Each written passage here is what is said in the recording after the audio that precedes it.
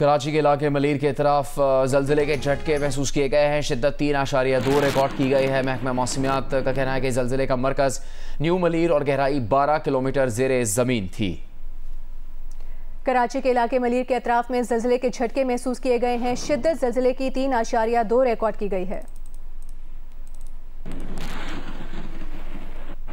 और अभी आपको ये खबर दें, वज़ीर आज़म शहबाज शरीफ ने कराची के ताजरों से कहा है कि सऊदी सरमाकारों का बड़ा वफ़द आ रहा है, उनके साथ मिल बैठे, कारोबार करें, हुकूमत का साथ दें, हुकूमत आपको मायूस नहीं करेगी। सिंध काबीना और विफाकी वज़रा के मुश्तरका इजलास से खिताब में वज़ीर आज़म ने हिदायत की कि वज़ीर आला सिंध की जानिब से उठाए गए ज़ेरे इल्तवा मसाइल जल्द हल किए जाएंगे।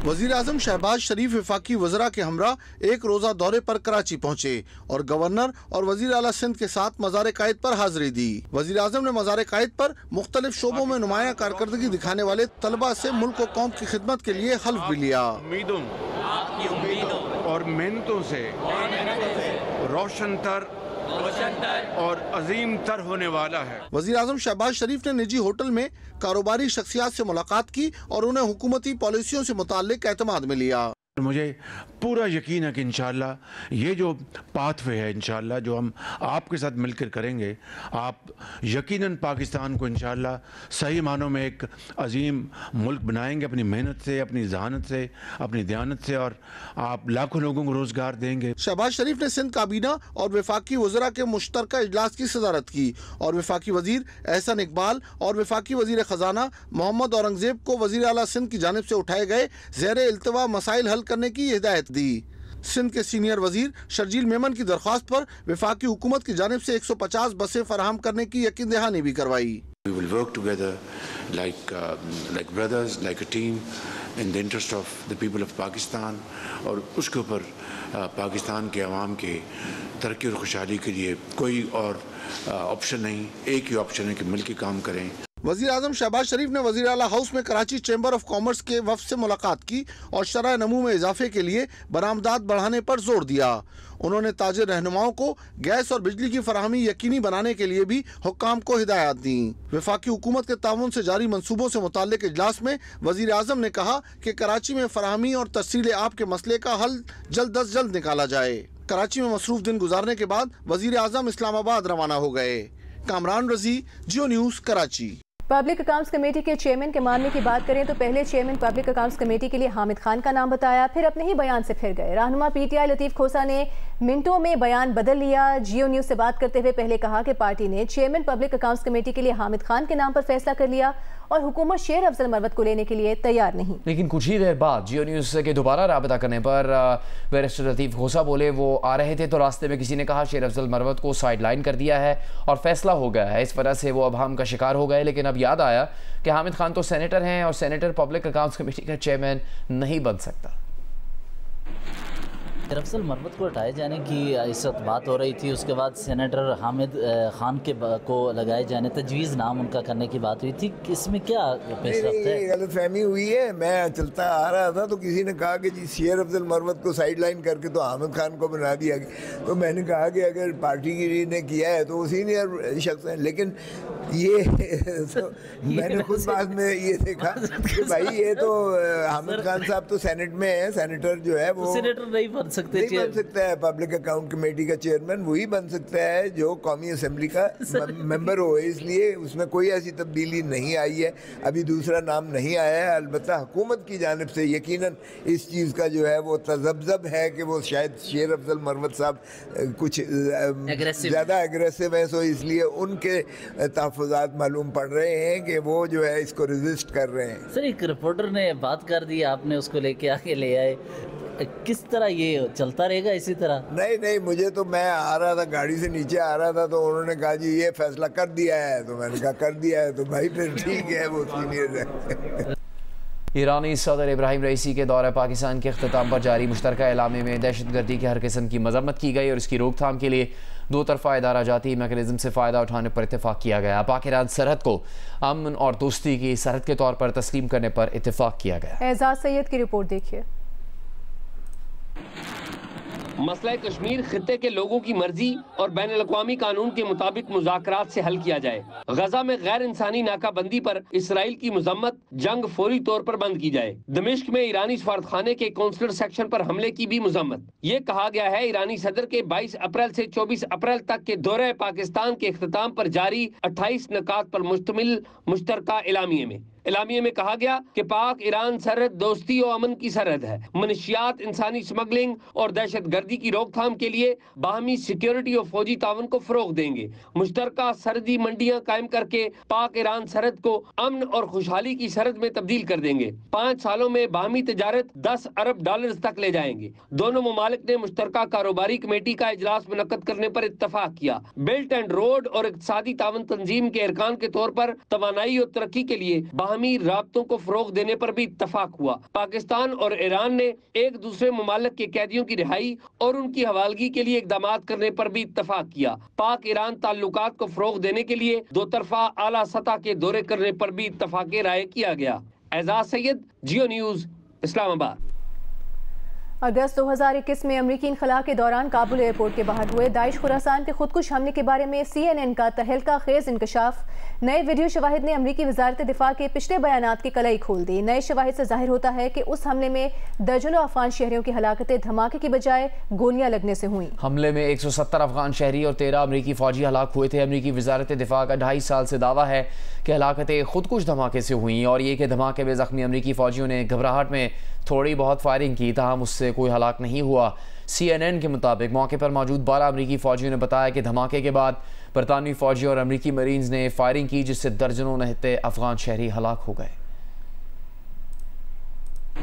امریکی پابندیوں کے خدشے کے باوجود پاکستان نے پاک ایران گیس پائپ لائن منصوبے پر پیش رفت کا اشارہ دے دیا.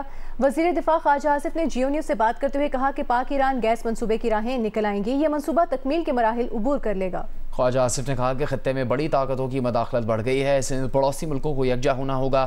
ایرانی صدر کا دورہ پاکستان ایک کامیاب دورہ تھا. خواجہ آصف نے کہا کہ وہ آج بھی طالبان کی فتح پر کیے گئے ٹویٹ پر قائم ہیں.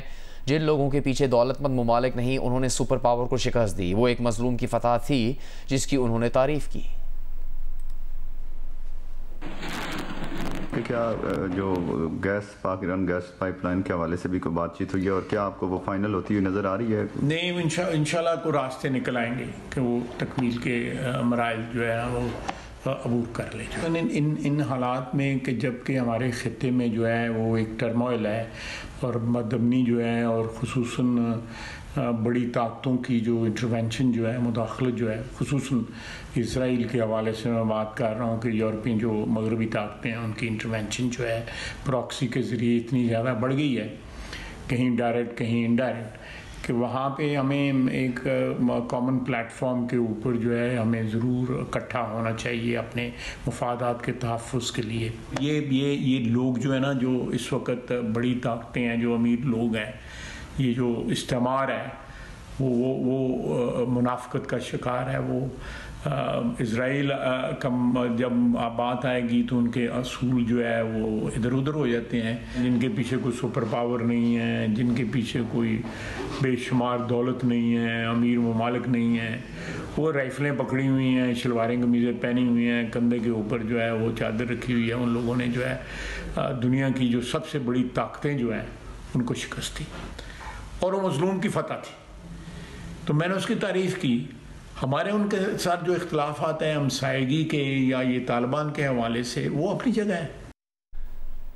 مسلم لیگ نون کے رہنما طارق فضل چودھری نے کہا ہے کہ اڈیالہ والوں کے ساتھ ضرور بات چیت ہونی چاہیے. بات چیت کے بغیر معاملات آگے نہیں چل سکتے. تحریک انصاف کی رہنما زرتاج گل نے کہا کہ بشرا بی بی کے ساتھ جو سلوک کیا جا رہا ہے, خواتین کو بند دروازوں کے پیچھے ہراساں کیا جا رہا ہے, کہ اس پر معافی مانگی جائے گی. ان خیالات کا اظہار انہوں نے جیو نیوز کے پروگرام کیپٹل ٹاک میں کیا. عارف حبیب صاحب ایک بزنس کمیونٹی کے اہم لیڈر ہیں. انہوں نے شہباز شریف صاحب سے کہا جی اڈیالہ والوں سے بات چیت ہونی چاہیے بات چیت ضرور ہونی چاہیے میر صاحب. اس کی وجہ یہ ہے کہ جو سیاسی ماحول اس وقت پاکستان میں پیدا ہو گیا ہے, یہ سیاسی نظام کی بھی اور ملک کی بھی اور عوام کی بھی میں سمجھتا ہوں بہت بڑی بدقسمتی ہے کہ سیاسی جماعتیں یا سیاسی قیادت جو ہے وہ ایک دوسرے کے ساتھ ایک پلیٹ فارم پہ, ایک ٹیبل پہ, ایک کمرے میں بیٹھنے کے لیے تیار نہیں ہے. اور جب تک یہ بات چیت نہیں ہوگی, اس میں 2 سال لگیں یا 20 سال لگیں, اس وقت تک معاملات آگے چلیں گے نہیں۔ میرا صرف سوال یہ ہے کہ آگے بڑھنے سے پہلے کیا پی ڈی ایم نے پی ایم ایل اے نے یہ سوچا ہے کہ 2 دن سے پی ٹی آئی چیخ رہی ہے، احتجاج کر رہی ہے، سوال کر رہی ہے کہ بشرا بی بی جو کہ خاتون اول رہ چکی ہیں، آپ انصاف کی فراہمی کو تو چھوڑیں، آپ نے ان کو ایک قید کیا ہوا ہے عدت کیس کے اندر جو کہ اسلامی قوانین کے مطابق بنتا بھی نہیں ہے۔ اگر انہوں نے آگے بڑھنا ہے، انہوں نے بات چیت کرنی ہے، تو کیا ان ساری چیزوں سے وہ رائٹ آف کر سکتے ہیں؟ کیا وہ ان ساری چیزوں کی ذمہ داری لینے کے بعد، ان چیزوں کو ختم کرنے کے بعد آگے بڑھ سکتے ہیں، قوم سے معافی مانگ سکتے ہیں؟ بزنس کمیونٹی کی آرمی چیف سے ملاقات میں کیا بات ہوئی؟ معروف صنعت کار اور ماہر معیشت عارف حبیب نے جیو نیوز کے پروگرام آج شہزیب خانزادہ کے ساتھ میں تفصیلات بتائیں۔ کہا کہ آج وزیر اعظم سے بانی پی ٹی آئی کی رہائی کے حوالے سے جو بات کی وہی انہوں نے آرمی چیف سے بھی پہلی ملاقات میں کہی تھی۔ آرمی چیف نے جواب دیا تھا کہ تمام جماعتیں ساتھ ہیں، ایک ہی جماعت مخالف سمت میں ہے۔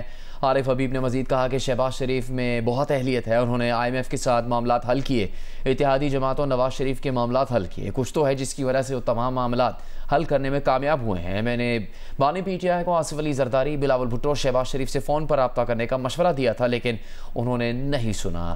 دیکھیے عارف حبیب کا تفصیلی انٹرویو آج رات 10 بجے جیو نیوز کے پروگرام آج شہزیب خانزادہ کے ساتھ میں۔